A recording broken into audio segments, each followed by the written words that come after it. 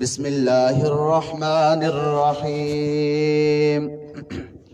قال الله بارك وتعالى في كلامه المجيد وفرقانه الحميد: شهر رمضان الذي أنزل فيه القرآن هدى للناس وبينات من الهدى والفرقان. وقال النبي صلى الله عليه وسلم: خيركم من تعلم القرآن وعلمه. وقال النبي صلى الله عليه وسلم: ثلاثة تحت العرش يوم القيامة: القرآن يحاج العباد له ظهر وبطن، والأمانة والرحم تنادي ألا من وصلني وصله الله، ومن قطعني قطعه الله. آمنت بالله صدق الله وصدق رسوله النبي الأمي الكريم، ونحن على ذلك لمن الشاهدين والشاكرين، والحمد لله رب العالمین.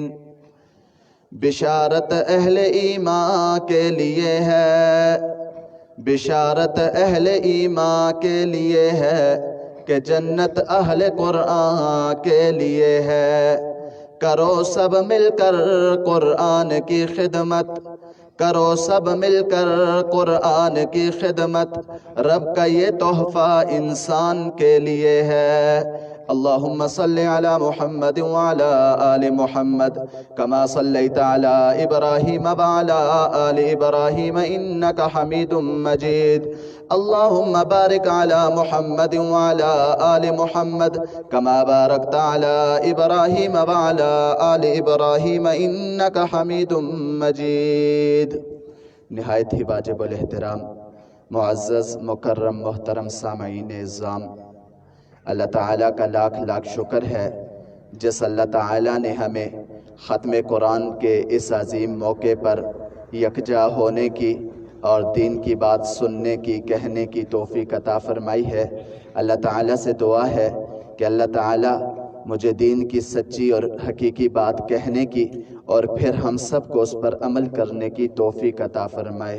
انشاءاللہ مختصر وقت میں قرآن کریم کی عظمت کے حوالے سے کچھ گزارشات کر کے اپنی بات مکمل کر دوں گا. سب سے پہلے تو میں مبارکباد پیش کرتا ہوں قرآن کریم سنانے والوں کو. اللہ تعالیٰ ان کو جزائے خیر عطا فرمائے اور اللہ تعالیٰ ان کا سنانا اپنے دربار عالی میں قبول اور منظور فرمائے، اور اللہ تعالیٰ ان کے اس قرآن کریم کے سنانے کی وجہ سے اس بستی میں، اس شہر میں، اس علاقے میں برکتوں کا نزول فرمائے، اور اللہ تعالیٰ ان علاقوں سے وباؤں کو ختم فرمائے، اور اللہ تعالیٰ ہم سب کے گھروں میں خیر اور برکتیں نازل فرمائے.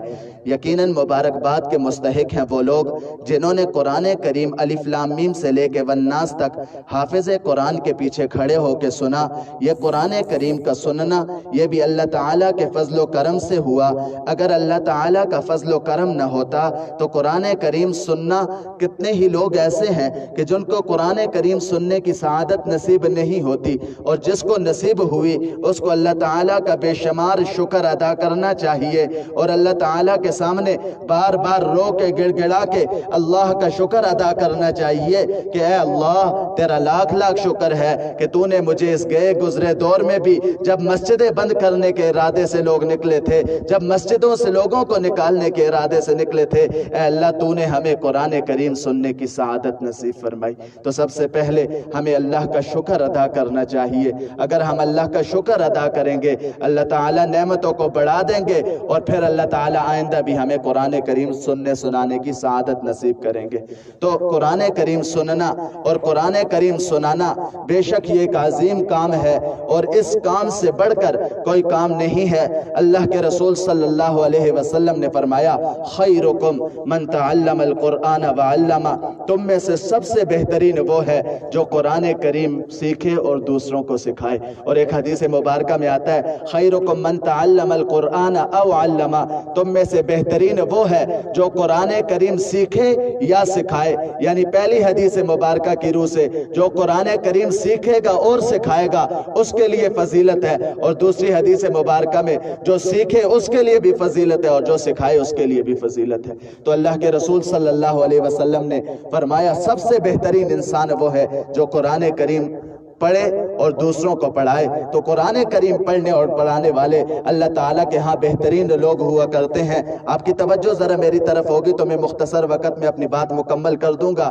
اللہ کے رسول صلی اللہ علیہ وسلم نے فرمایا قیامت والا دن ہوگا، اور قیامت والے دن جب ہر طرف دھوپ ہی دھوپ ہوگی، جب ہر طرف انسان کو گرمی کی تپش محسوس ہوگی، اس وقت ایک سایہ ہوگا۔ وہ سایہ کیا ہوگا؟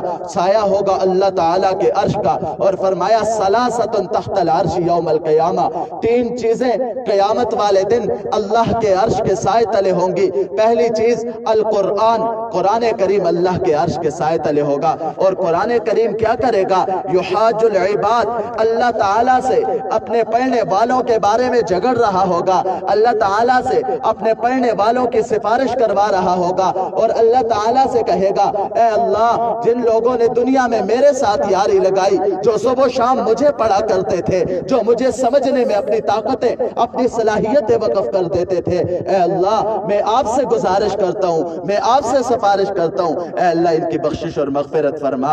اور نبی پاک صلی اللہ علیہ وسلم نے فرمایا القرآن حجت لک او علیک، قرآن کریم یا تیرے حق میں سفارشی بن کے آئے گا یا تیرے خلاف سفارشی بن کے آئے گا۔ جن لوگوں نے قرآن کریم کو اپنا اوڑھنا بچھونا بنایا، قرآن کریم کو پڑھنا پڑھانا اپنا اوڑھنا بچھونا بنایا، اپنی زندگی کا مقصد بنایا، صبح اٹھ کے قرآن مجید کا ایک ورق پڑھا لیکن پڑھا، قیامت والے دن قرآن کریم اللہ تعالیٰ سے اس بندے کی سفارش کروا کے پھر اس بندے کو چھوڑے گا۔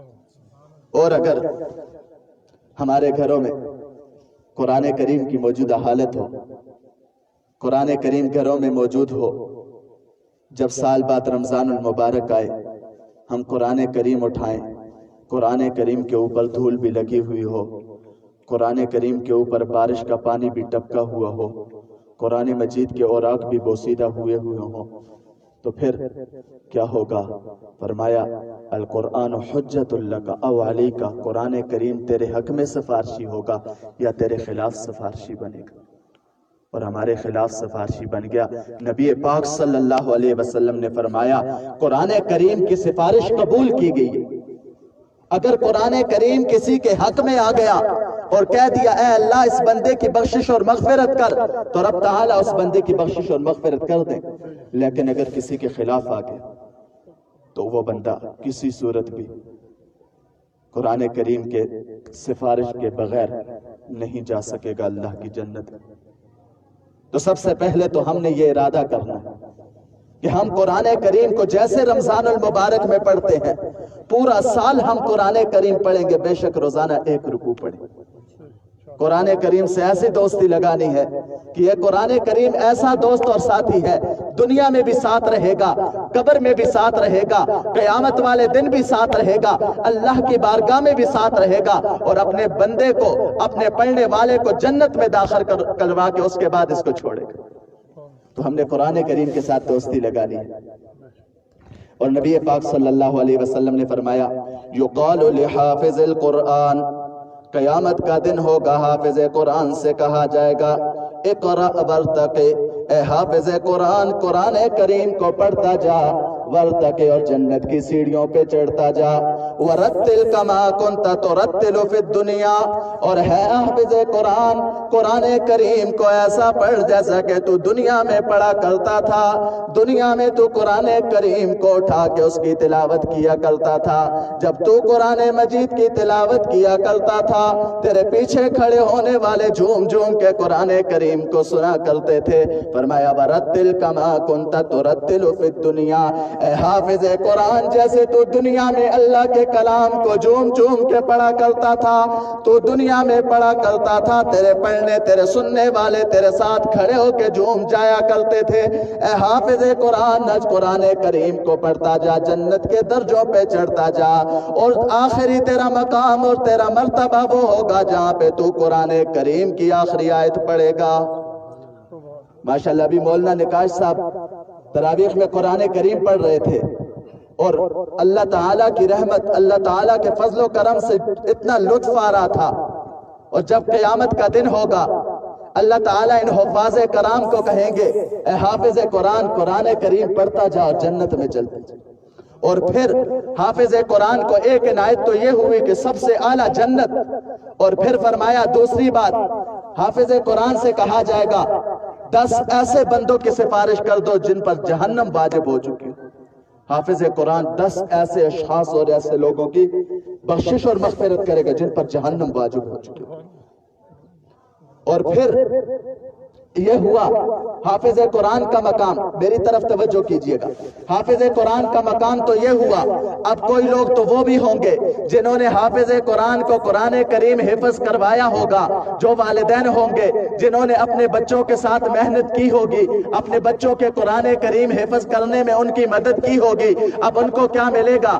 اب حافظ قرآن کے والدین کو بھی کیا ملے گا؟ فرمایا حافظ قرآن کو کہا جائے گا، نبی پاک صلی اللہ علیہ وسلم نے فرمایا من قرأ القرآن وعمل بما فيه البس والداه تاجا يوم القيامة ضوءه كأحسن من ضوء الشمس۔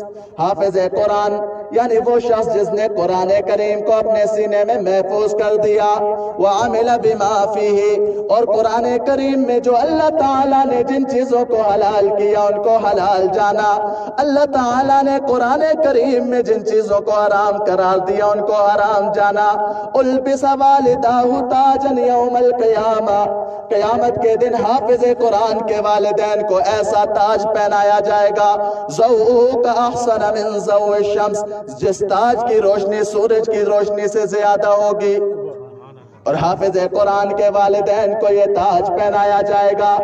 دنیا میں معمولی سا تاج دیکھ کے خوش ہونے والوں، وہ قیامت کا دن ہوگا جس دن کوئی سہارا نہیں ہوگا، وہ قیامت کا دن ہوگا جس دن ہر انسان اپنے گناہوں کی بدولت گناہوں میں ڈوبا ہوا ہوگا۔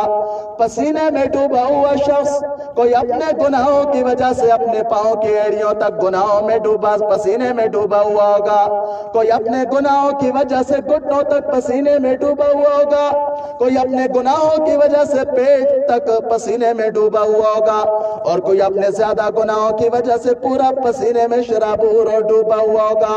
اور اس دن حافظ قرآن سے کہا جائے گا اے حافظ قرآن کے والد ذرا سٹیج پہ تشریف لے آئیے، ذرا سامنے تشریف لے آئیے۔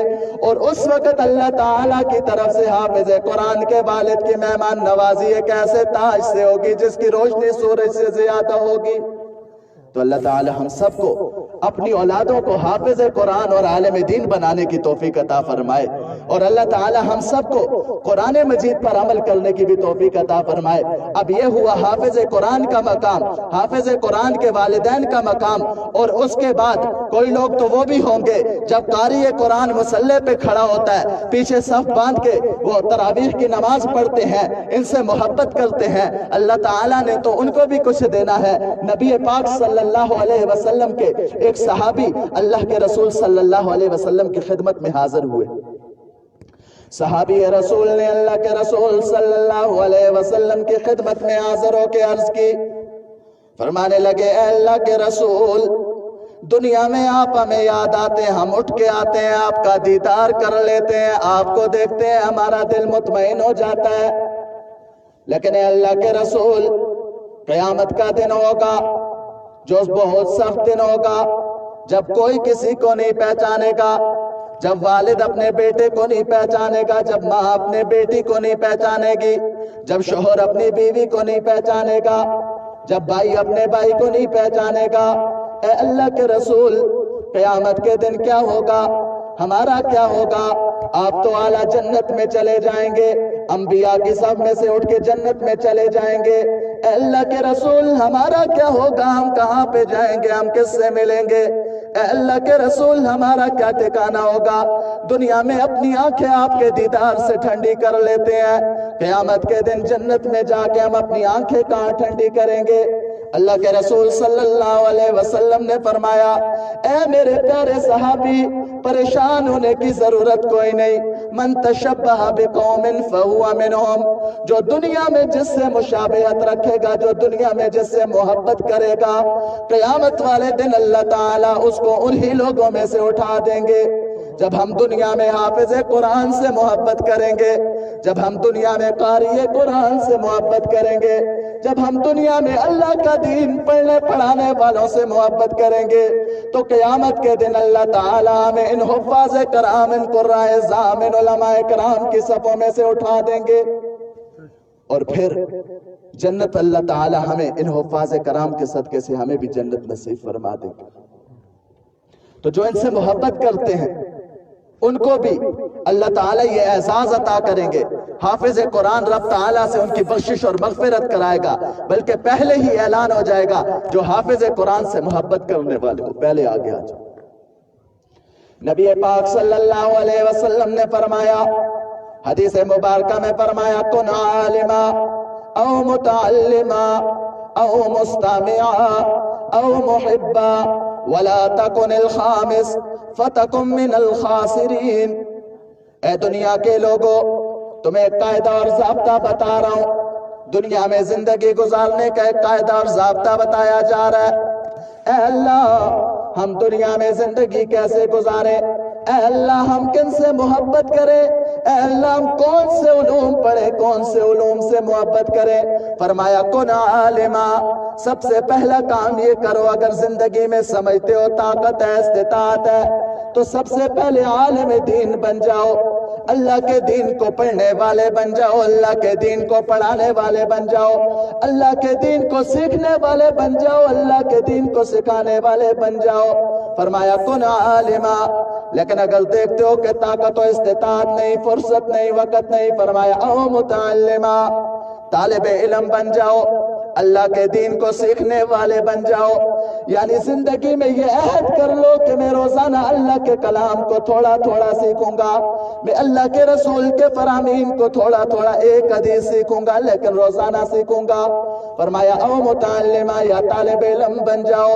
اور طالب علم کے بارے میں فرمایا، اطلب العلم من المہد الی اللحد، ماں کی گود سے لے کے قبر کے پیٹ تک علم حاصل کرتے رہو۔ تو اللہ کے رسول صلی اللہ علیہ وسلم نے فرمایا، یا عالم دین بن جاؤ اور یا طالب علم بن جاؤ۔ اور تیسری بات، او محبا، فرمایا اگر عالم دین نہیں بن سکتے، طالب علم نہیں بن سکتے، تو ان سے محبت کرنے والے بن جاؤ، ان علماء کرام سے، ان حفاظ کرام سے محبت کرنے والے بن جاؤ۔ اگر ان سے محبت کرنے والے بن جاؤ گے تو تب بھی تم کامیاب انسان۔ فرمایا چوتھی بات بھی سن لو، او مستمعا، یا کم از کم ان کی بات سننے والے بن جاؤ، ان کو سننے والے بن جاؤ، اللہ کے دین کو سننے والے بن جاؤ۔ اگر تم عالم دین بن گئے تو اللہ کے ہاں تم کامیاب، اگر تم طالب علم بن گئے تو پھر بھی کامیاب، اگر تم اللہ کے دین کو اٹھانے والے، اللہ کے دین کو سیکھنے سکھانے والوں سے محبت کرنے والے ہو تب بھی تم کامیاب۔ فرمایا اگر ان کی بات کو سننے والے بن گئے تو پھر بھی تم کامیاب۔ فرمایا وَلَا تَكُنِ الْخَامِسِ، پانچویں مت بننا، وَلَا تَكُنِ الْخَامِسِ فَتَكُن مِّنَ الْخَاسِرِينَ، اگر تم پانچویں بن گئے تو نقصان اور خسارہ اٹھانے والوں میں سے ہو جاؤ گے۔ اور امام غزالی رحمت اللہ علیہ نے لکھا ہے کہ یہاں پہ جو پانچواں شخص ہے اس سے مراد وہ لوگ ہیں جو اللہ کا دین سیکھنے سکھانے والوں سے نفرت اور بغض رکھتے، جو اللہ کے دین سے بغض رکھتے، فرمایا وہ اس پانچویں میں سے ہیں۔ اور امام غزالی رحمت اللہ علیہ نے اپنی کتاب میں لکھا ہے، فرماتے ہیں کہ میں دعویٰ کر کے چیلنج کر کے دنیا والوں کو کہہ رہا ہوں، وہ شخص جو اللہ کے دین کا دشمن ہو، اللہ کے دین والوں کا دشمن ہو، قبر کھول کے دیکھ لو، اگر اس کا منہ قبلے کی طرف باقی ہو تو مجھے امام غزالی نے کہا اس کا چہرہ فوراً جب قبر میں اس کو رکھا جاتا ہے اس کا چہرہ ایک دم قبلے سے موڑ دیا جاتا ہے۔ کتنی بڑی بدبختی ہے ان لوگوں کے لیے جو اللہ تعالیٰ کے دین والوں سے نفرت کرتے ہیں۔ تو اللہ تعالیٰ ہمیں دین والوں سے محبت کرنے کی توفیق عطا فرمائے۔ اور آخری حدیث سنا دوں اگر ساتھیوں کی طلب ہو تھوڑی سی۔ حضرت کعب بن عجرہ رضی اللہ تعالیٰ عنہ سے روایت ہے، اب رمضان المبارک کا آخر ہے اس لیے حدیث سنا رہا ہوں۔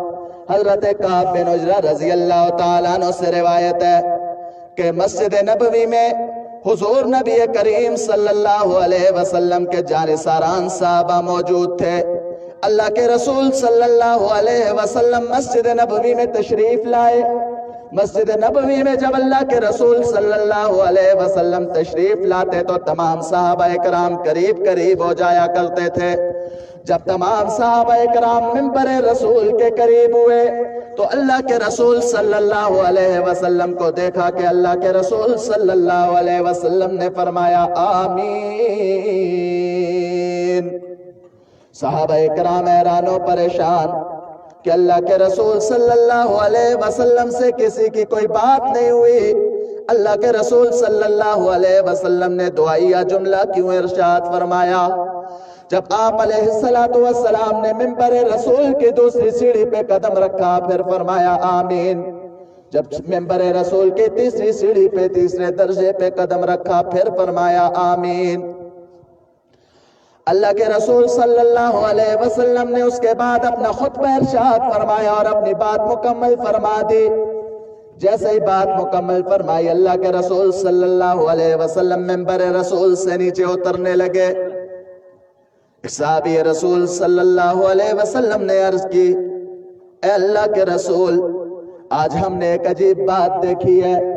ہم نے دیکھا ہے کہ آپ نے منبر رسول پہ جلوہ افروز ہونے سے پہلے 3 دفعہ آمین کا جملہ ارشاد فرمایا، اور ساتھ ساتھ ہم نے دیکھا اے اللہ کے رسول آپ سے کلام کرنے والا کوئی نہ تھا، آپ سے بات کرنے والا کوئی نہ تھا۔ اے اللہ کے رسول ہمیں اس کی وجہ بتا دیں۔ اللہ کے رسول صلی اللہ علیہ وسلم فرمانے لگے میرے پیارے صحابہ جب میں منبر رسول کی پہلی سیڑھی پہ جلوہ افروز ہونے لگا، جب میں نے اپنا قدم مبارک منبر رسول کی پہلی سیڑھی پہ رکھا میرے پاس حضرت جبرائیل روح الامین آئے، اور حضرت جبرائیل روح الامین نے فرمایا اے پیارے آقا تباہ و برباد ہو جائے آپ کی امت کا وہ شخص، تباہ و برباد ہو جائے آپ کی امت کا وہ شخص جس کی زندگی میں رمضان المبارک کا مہینہ آئے اور وہ رمضان المبارک میں اپنے رب سے اپنے گناہوں کی بخشش و مغفرت نہ کروا سکے۔ رمضان المبارک کا مہینہ افطاری کے وقت روزانہ اللہ تعالیٰ 10 لاکھ افراد کی ایسے 10 لاکھ افراد جن پر جہنم واجب ہو چکی ہوتی ان کی بخشش اور مغفرت فرماتے ہیں،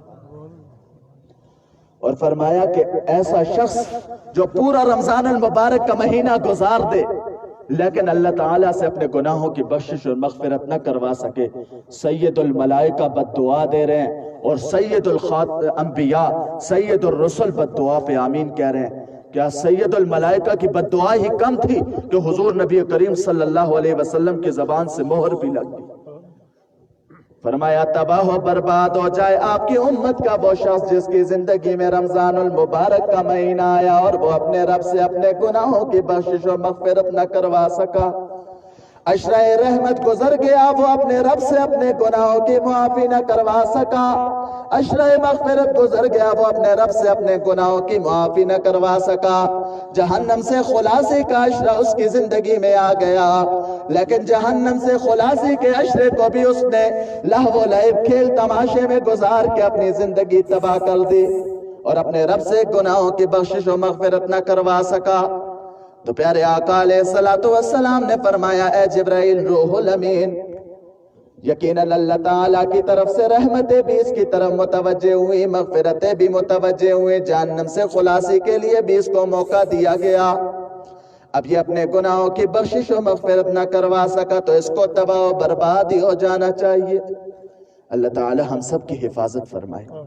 اور پھر نبی پاک صلی اللہ علیہ وسلم فرمانے لگے جب میں نے منبر رسول کے دوسری سیڑھی پہ قدم رکھا تو حضرت جبرائیل روح الامین نے فرمایا پیارے آقا تباہ و برباد ہو جائے آپ کی امت کا ہر وہ شخص جس کے سامنے آپ کا نام نامی اس میں گرامی بولا جائے کہا جائے اور وہ سن کے درود نہ پڑے۔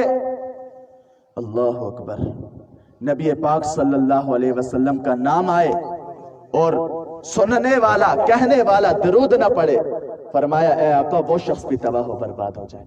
علماء اکرام نے لکھا ہے کسی مجلس میں جب حضور نبی کریم صلی اللہ علیہ وسلم کا نام لیا جاتا ہے تو پہلی دفعہ یہ اپنی زبان سے صلی اللہ علیہ وسلم کہہ دے کم از کم، اور بار بار کہہ دو تو بہت بہتر، لیکن کم از کم پہلی دفعہ یا ایک دفعہ اس مجلس میں بیٹھ کے ضرور حضور نبی کریم صلی اللہ علیہ وسلم پہ درود پڑھے۔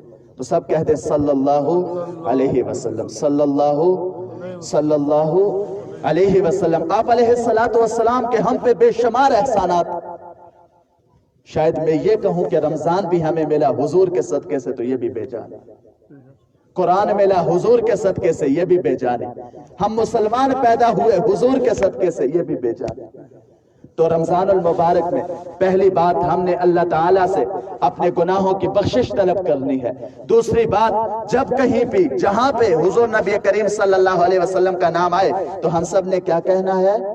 صلی اللہ علیہ وسلم۔ اور نبی پاک صلی اللہ علیہ وسلم نے فرمایا میرے نوجوان دوستو میری طرف توجہ کرنا، نبی پاک صلی اللہ علیہ وسلم نے فرمایا کہ جب میں منبر رسول کی تیسری سیڑھی پہ میں نے قدم رکھا، حضرت جبرائیل روح الامین نے ایک جملہ ارشاد فرمایا پیارے آقا تباہ و برباد ہو جائے آپ کی امت کا ہر وہ شخص جس کے والدین بڑھاپے کو پہنچ جائیں یا ان میں سے کوئی ایک بڑھاپے کو پہنچ جائے اور یہ ان کی خدمت کر کے جنت نہ کما سکے، تباہ و برباد ہو جائے آپ کی امت کا ہر وہ شخص جس کی زندگی میں اس کے بوڑھے والدین اس کے سامنے موجود ہوں یا ان میں سے کوئی ایک ان کے سامنے موجود ہو اور وہ ان کی خدمت کر کے جنت نہ کما سکے۔ نبی پاک صلی اللہ علیہ وسلم نے فرمایا آمین۔ اللہ اکبر، کتنی بڑی بد دعا ہے کہ ایک آدمی اپنے والدین کی خدمت کر کے جنت نہ کما سکے، اور پھر بد دعا دینے والے کون؟ سید الملائکہ حضرت جبرائیل روح الامین، اور بد دعا پہ آمین کہنے والے کون؟ سید الرسل حضرت محمد الرسول اللہ صلی اللہ علیہ وسلم۔ تو آج ہماری اس امت والدین کی ناقدری، والدین کی بے ادبی اتنی عام ہو چکی ہے کہ والدین کو والدین ہی نہیں سمجھا جاتا۔ اور یورپ کی تقلید میں وہاں پہ جب کوئی بزرگ ہو جاتے ہیں ان کو اولڈ ہاؤس میں وہاں پہ لے جاتے ہیں، ہم نے بھی اپنے والدین کو بوڑھا سمجھ کے ان کی بات سننا چھوڑ دی۔ ظاہری بات ہے والدین جب جوان ہوتے ہیں ان کا روب دبدبہ ہوتا ہے والد اولاد پہ، لیکن جب بوڑھے ہو جائیں تو اولاد اگر یہ سمجھے کہ میرا والد اب مجھے کچھ کہہ نہیں سکتا تو ایک منٹ کے لیے یہ بچہ یہ سوچ لے میرے والد نے اگر گرمی میں گھر سے نکلا کس کے لیے؟ اس اولاد کے لیے۔ سردی میں گھر سے نکلا کس کے لیے؟ اس اولاد کے لیے۔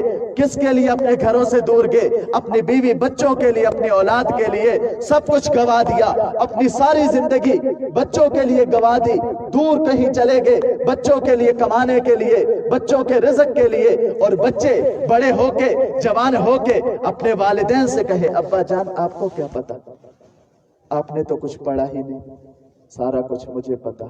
بڑے افسوس کی بات ہے، میں ہاتھ جوڑ کے کہہ رہا ہوں اگر مجھ سمیت کوئی بھی اپنے والدین کا نافرمان ہے آج ہی جا کے اپنے والدین سے توبہ اور استغفار کر لے، کیونکہ نبی پاک صلی اللہ علیہ وسلم نے فرمایا چند گناہگار ایسے ہیں کہ جن کی بخشش و مغفرت لیلۃ القدر میں بھی نہیں ہوتی۔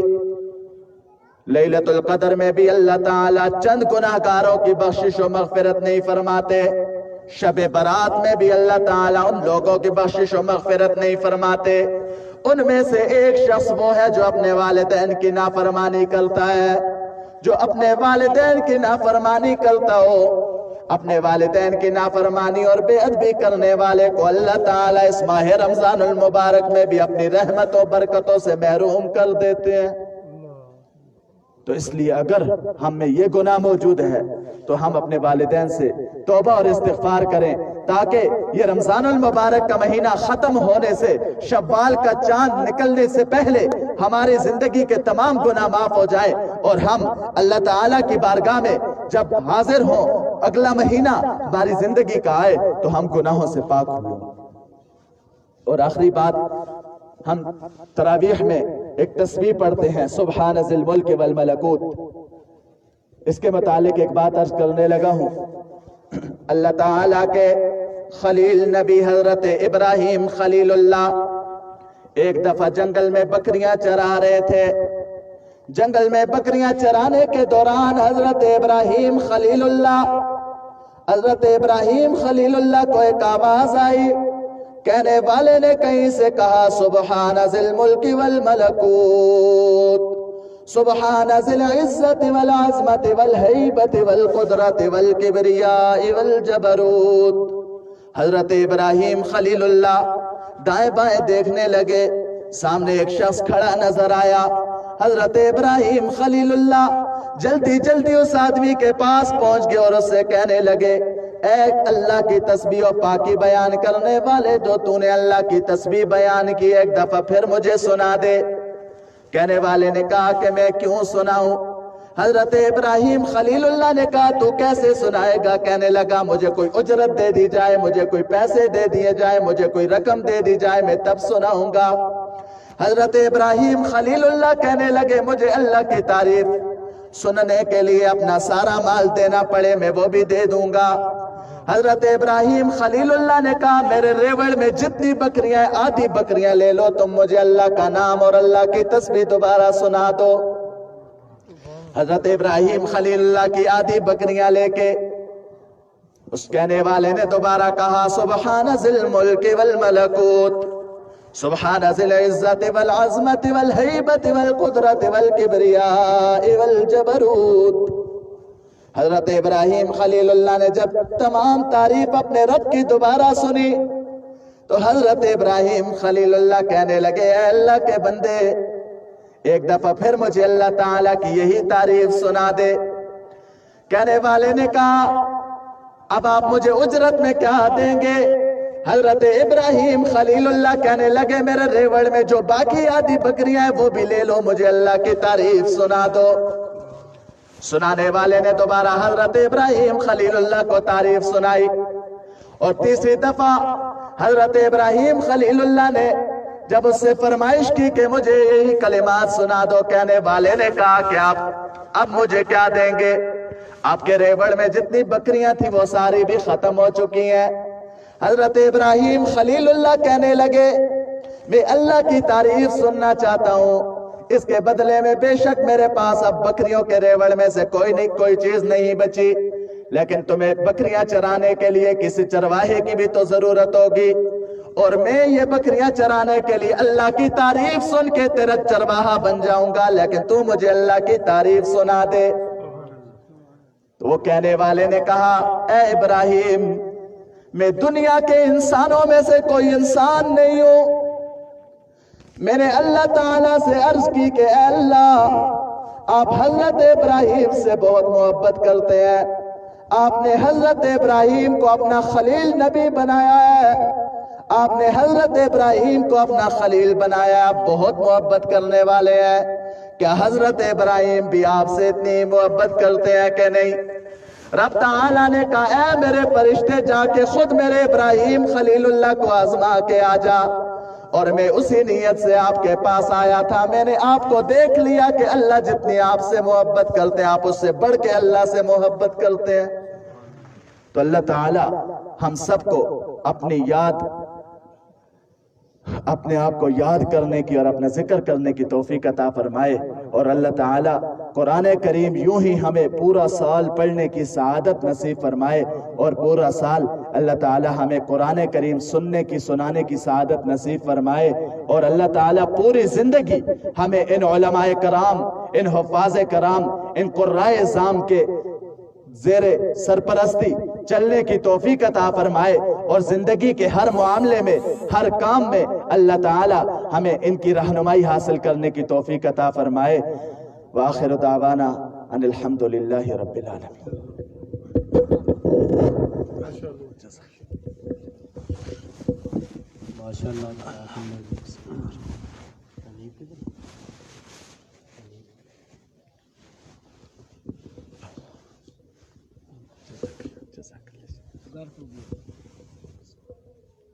یہ تھے مولانا ناصر خان صاحب، جو ہم سب سے ملتمس تھے۔ ان کے بیان سے پہلے کیونکہ تلاوت کے بعد نعت ہونی چاہیے تھی، اس وقت حافظ امید موجود نہیں تھے، اور ساتھ ساتھ کچھ آپ حضرات کا اکرام بھی ہوگا اور نعت بھی انشاءاللہ۔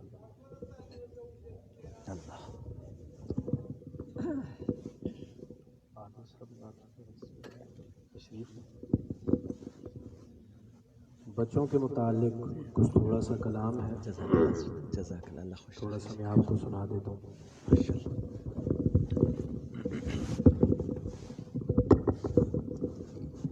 ہے تو بچوں کے متعلق ہے، لیکن اگر بڑے بھی اپنے لیے سمجھیں تو بڑوں کے لیے بھی جو ہے نا یہ کلام بڑا کارگر ہے۔ ماشاءاللہ۔ اچھے بچے اگر ہو تو ایسا کرو، سبحان اللہ۔ اچھے بچے اگر ہو تو ہے